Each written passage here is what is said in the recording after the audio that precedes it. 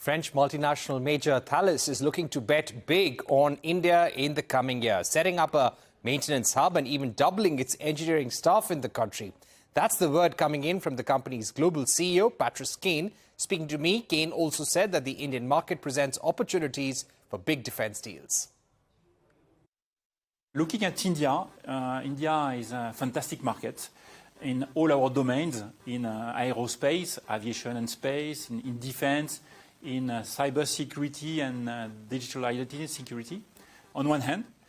On the other hand, it's also a fantastic hub in terms of talents. We need more and more talents at Thales. We're going to recruit tens of thousands of people looking forward.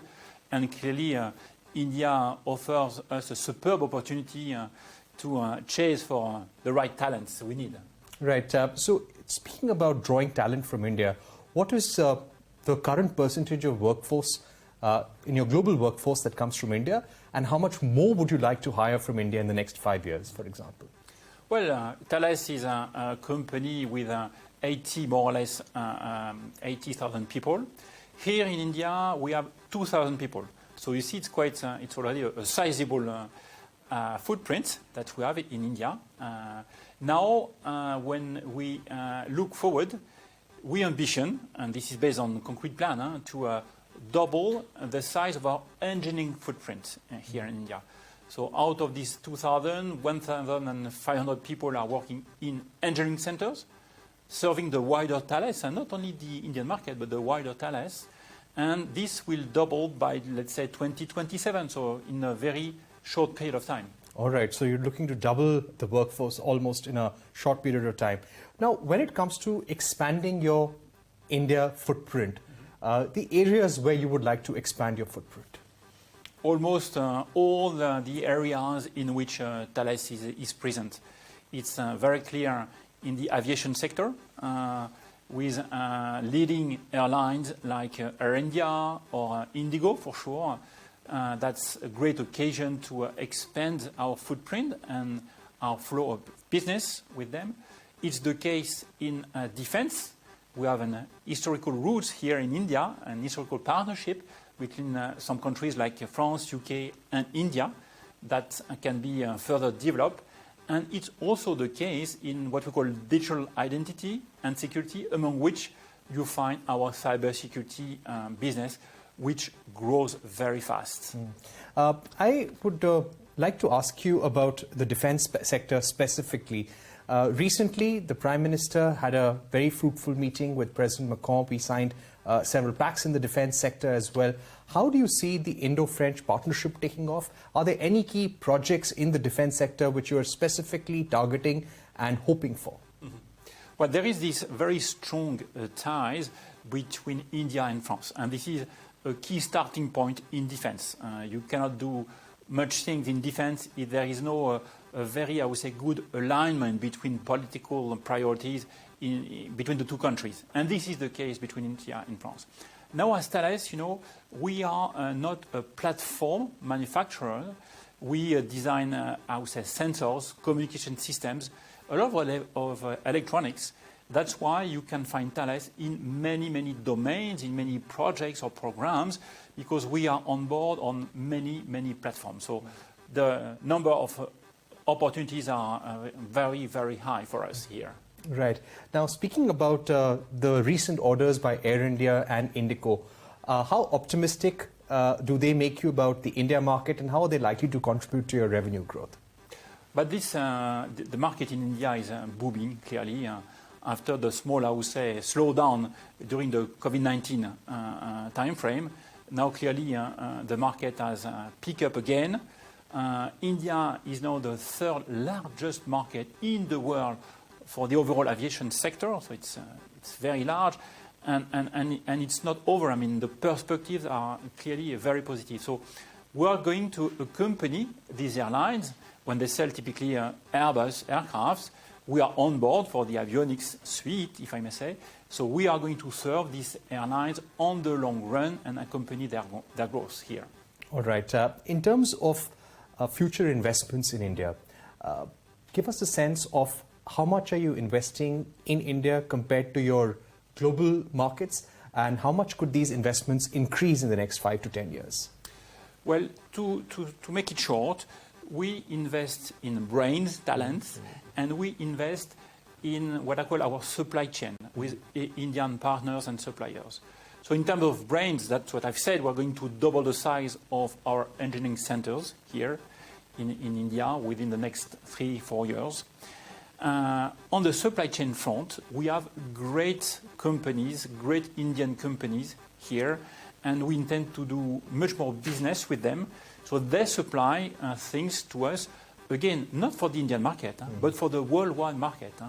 Last year, in 2022, the amount that we purchased from Indian partners was much above 200 million euro for 2022, and this is going to increase in the years to come. How much could this increase to in terms of sourcing from India? Probably, let's say, to double as well, like our brains, our talents, if I may say, looking forwards in the next 2 to 3 years. Okay, so it could go anywhere from, say, 400 million to 500 million. That's very credible. Right. In terms of localizing more in India, when it comes to aviation companies, the government wants to make in India more local manufacturing. What is your view on that, localizing in India? For us, honestly, it's very natural. It's true that it is a clear, I would say, policy from India. Make in India is very important, but it's not new for us. In many, many countries, we are used to serve, if not sovereignty needs, but clearly a political willingness to be independent, autonomous, to create high-tech jobs in a given country. This is the case in India. So to follow, I would say, this policy is very natural, hence the investment we have made in the past, and hence the forecasted growth that we foresee in terms of, again, talents and Indian partners. Right. In terms of percentage growth that you could see coming from India in the coming years, any percentage that you could give us? Probably high single digit. I think, again, it's credible. It's not, I would say, a perfect equation, but I think that's very credible. Right. My final set of questions now. When it comes to the geopolitical situation, it remains very challenging. We already had the Russia-Ukraine war, and now we have the Israel-Hamas war going on. Give us a sense of what this conflict has really shown to the world, and what will it urge the defense sector, including companies like yours, to do? First, the first observation, which is obvious, is the fact that we live in a dangerous world, if I may say. Geopolitical tensions are pretty much present all over the world, and this fuels defense investment made in many countries. And typically, here in India, again, the fact that defense is a key priority for India probably is symbolic to the fact that geopolitical tensions are there all across the world. Now, for us, it means, I would say, growth, serving our customers, having, I would say, more and more needs, ability to produce more, quicker and faster, being probably more agile.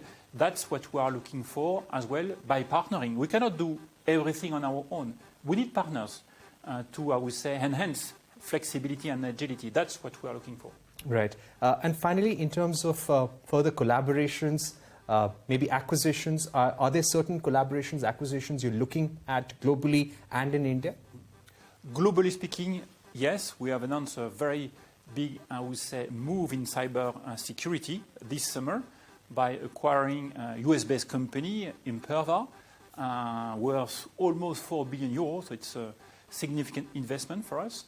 By the way, we'll reach 2.5 billion euro in terms of turnover in the cyber business by the end of 2024. So you see the kind of acceleration we see in this domain. Now, of course, India is such an interesting, I would say, market and pool of talent that maybe, yes, we could look for some acquisition here, putting aside defense because of the specific regulation, of course. But in a civil domain, yes, indeed, that is something that we do consider. But where in civil domain? Aviation, for instance, electronics. It can be also R&D companies. We are looking for new technologies. Typically, look at quantum technologies. That is very, I would say, modern and forward-looking. So in these domains, yes, India is a good candidate to invest even more. Right. And finally, if I may put in one more question. You've spoken about the growth in the airport sector, the number of airports in India. That provides an opportunity, but are there any challenges that you would like to outline from a regulatory point of view, easing of which may help you? So we are already present in this domain, serving airports in terms of navigation aids, for instance, but as well in terms of, I would say, what we call seamless passenger journey all through its journey in the airport, leveraging biometrics typically to go through gates, boarding, lounge, security, just with your, I would say, leveraging biometrics. Now, yes, I have a dream, if I may say, in this domain, is to see what we call green operations being enabled by, I would say, let's say the ecosystem, the Civil Aviation Authority, the regulation, the airlines as well, because it's a combination of air traffic control and also the brain of the aircraft. So how can we optimize typically flight path, flight trajectory to consume less fuel? That's good for the in terms of money, but also to emit less CO2, and which is good for the planet. So the two, I would say, the two goals are aligned in this domain of green operations. India should, I would say, aim for it. So that's a dream for the future. With that, it's a wrap on this edition of News Center. More news and updates continue right here on CNBC-TV18.